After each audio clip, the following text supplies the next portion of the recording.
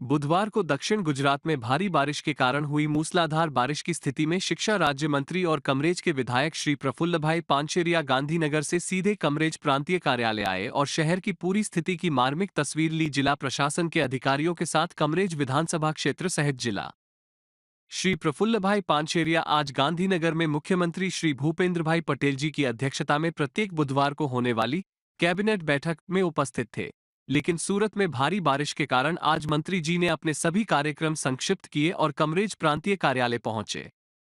यहां उन्होंने कमरेज विधानसभा सहित शहर और जिले में बारिश की पूरी स्थिति का जायजा लिया और प्रभावित लोगों के लिए राहत और बचाव कार्य चलाने और उन्हें सुरक्षित स्थान पर पहुंचाने के निर्देश दिए।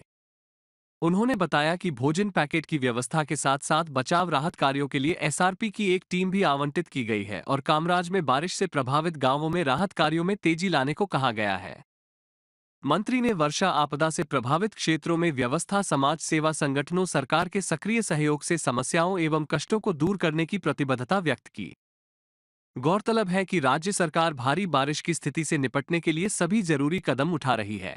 सूरत जिला प्रशासन भी युद्धस्तर पर काम कर रहा है। आपदा की स्थिति में एनडीआरएफ की एक टीम आवंटित की गई है। इस कठिन परिस्थिति में लोगों की तकलीफें कम करने के लिए हर संभव प्रयास किए जा रहे हैं।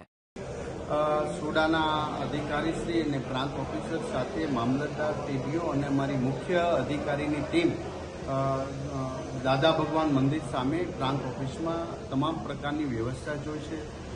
કામરેજના તમામ ગામો અત્યારે કોઈ સંપર્ક વિહોણા નથી, બધા જ સાથે સંપર્ક છે। તમામ તલાટીઓને એની જવાબદારી સોંપવામાં આવી છે। અમારી ટીમ બે વ્યક્તિ સતત 8-8 કલાકના અંતરે ઇમરજન્સી કંટ્રોલ રૂમમાં અહીંયા જ બેઠા છે અને એનું મોનિટરિંગ મામલતદાર ટીડીઓ અને પ્રાંત ઓફિસર કરી રહ્યા છે। એક પણ એવી ઘટના નથી ઘટી કે જેથી કરીને ક્યાંય જાનહાનિ બની હોય।